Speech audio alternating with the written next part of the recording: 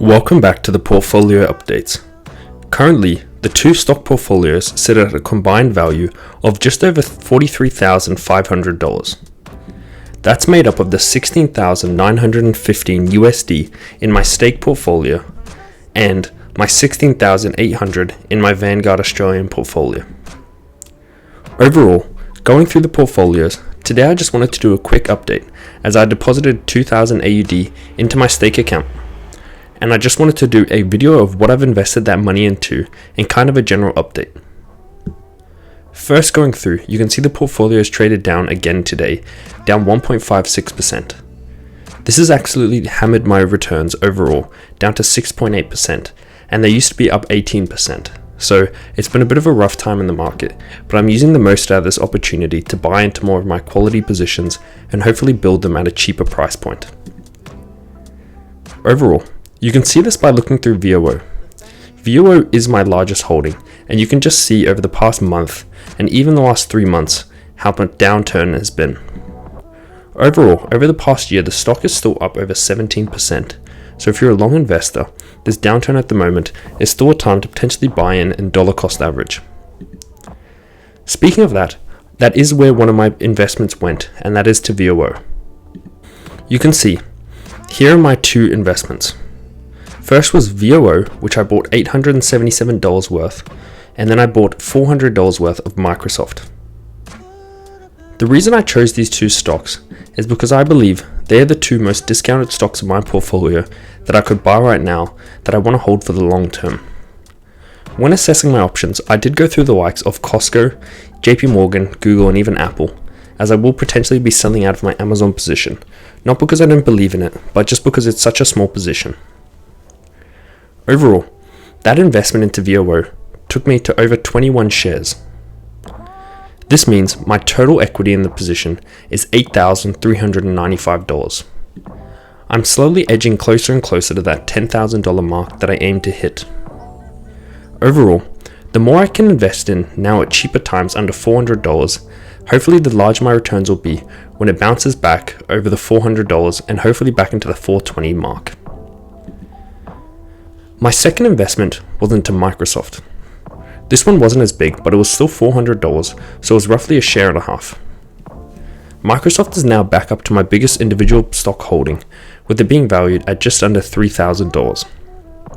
I'm still up around 15% in it, and my average share price is around $271, and I'm getting my way to 10 shares of Microsoft.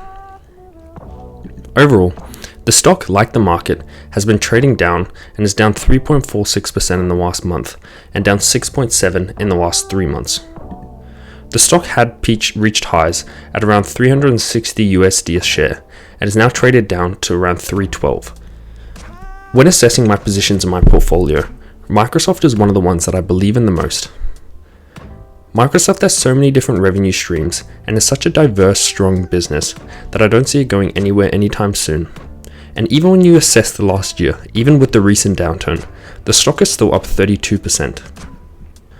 When going through my portfolio, yes, it has traded down recently, but since I was down a lot more last year, it doesn't actually show how much the stocks have all gone up in this past year.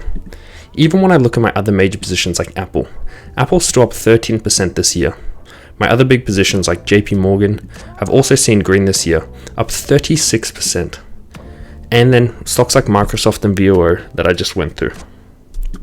The other stock I looked at potentially investing in was Costco.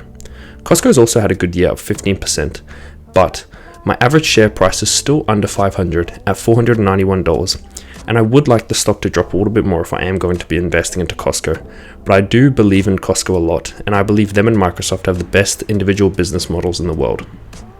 The stock portfolio continues to grow, and hopefully as stocks bounce back in the near future, or even whether it is a year time, by then I've built my stock portfolio up, and the larger it is, the more I'll reap the benefits, whether that's things like dividends from investments or just capital gains. I haven't changed anything in my Vanguard positions. This has dropped down from, but previously it was in the 17,000s and is now down into 16,800. But all my positions have stayed the same, and I hope to get this to 20,000 before the end of the year. I am expecting dividends to come in next month, as they are paid out quarterly, and hopefully with all these investments, I should be able to get my dividends for the quarter over $250.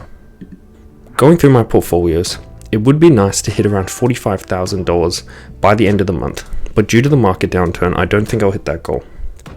I'm still well on track to break $55,000 before the end of the year if I just keep steadily investing and growing my positions.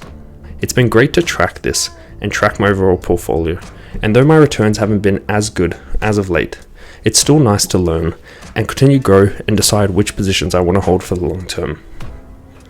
I've decided, obviously I want to keep Vanguard as 50% of my US portfolio to continue my diversification and then hopefully level out my returns, as I don't believe I'm the best stock picker, and I think I have a better shot of just investing into the broad market and investing and holding for a long time. You can even see, I remember back in 2021 when I was investing and VOO went over $430. It was around this time when I was investing a lot into the overall S&P, but then I really honestly didn't make enough out of it investing during these downturns. I did try to invest more money, but as I look back and hindsight is 2020, I could have been putting more money in there and I would have definitely reaped the benefits now. Using 2022 as an example, I don't want to make the same mistake, and I'd like to continue investing if I can and dollar cost average and just continue to bring my share price down or keep it low, and then hopefully in the near future, if things bounce back, my portfolio will see the returns and get back to up around 18%. This was just a quick portfolio update. I did a bit more of an in-depth one last video, but I just wanted to update of how I've allocated my funds and where I put the $2,000. My goals have stayed the same, but the goal is still to get this portfolio into the green and use my stake portfolio for capital gains, whilst using my Vanguard portfolio as a more steady, dividend-paying one. Feel free to share how your portfolio is looking and if you are also in the red.